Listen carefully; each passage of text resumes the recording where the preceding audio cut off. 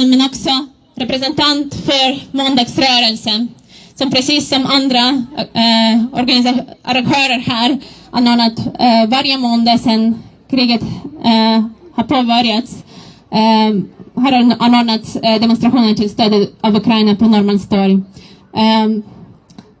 Varsågod Fredrik.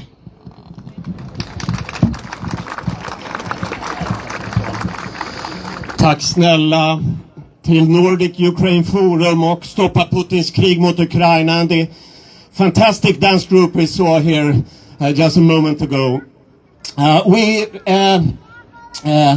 As Alina said, we are organizing meetings in support of Ukraine at Norrmalmstorg every Monday at 12 o'clock. Everyone is welcome to come and bring flags if you're coming, exactly like people are doing here. And I see the free Belarusian flag over there, and there are lots of Ukrainian flags, and even back there are Russians against Putin's war with their flag and so on. It's very, very important.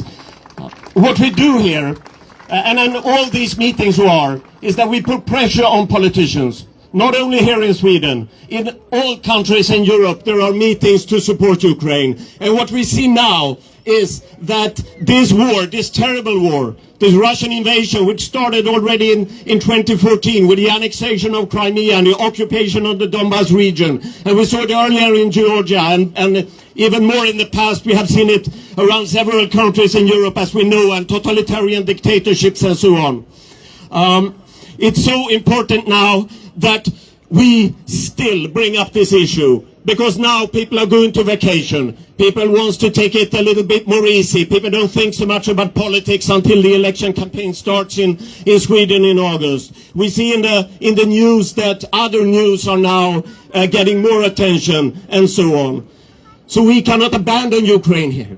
We need to be very, very, very energetic, because we see the despair, we see the desperation in the Ukrainian population. All the men at the front, people who are the children who had to flee their country, Ukrainians coming to Sweden as refugees and so on, and don't know what happened with their relatives at the front in Kharkiv, in Kherson, in Irpin, in other places. And we have seen the massacres and the mass graves in Bucha and so on.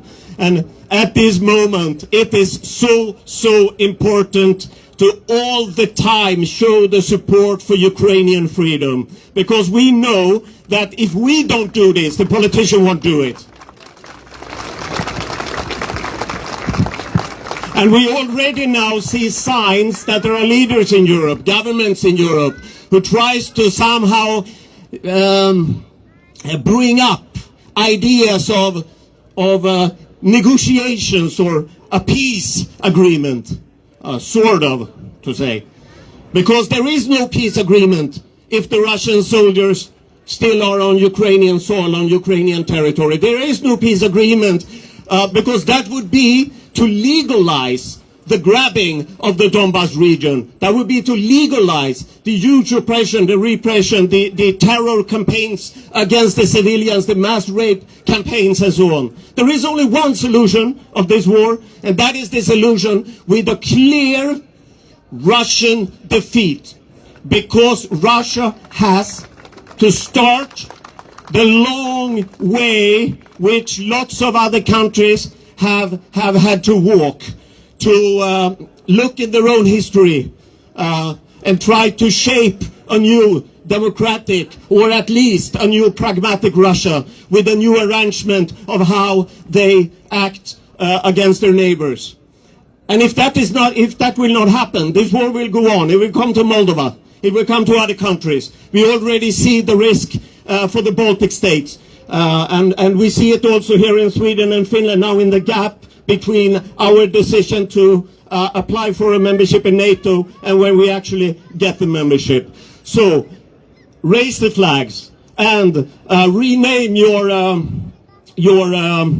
Wi-Fi net at home to Slava Ukraini. Show the flag, put a bumper sticker on your car and so on. Show the yellow and blue colors on your bag and so on, because that's are the small symbols, which we in Stockholm here, when you go on a bus or on the subway and you see someone with a blue and yellow mark, you know them, you see it, and you remind yourself that we cannot forget Ukraine, and we have to stand up now for Ukraine. Slava Ukraini!